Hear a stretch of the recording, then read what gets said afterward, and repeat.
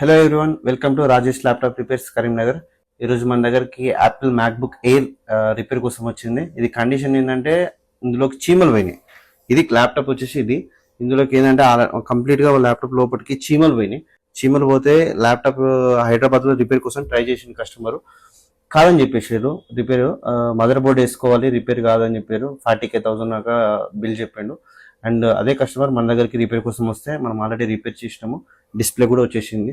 ఇందులో వాస్తవానికి IC short ఉంటే ఐసీస్ రీప్లేస్ చేయకుండా direct entire mother board replace చేయాలని చెప్పేసి బయట అంటున్నారు.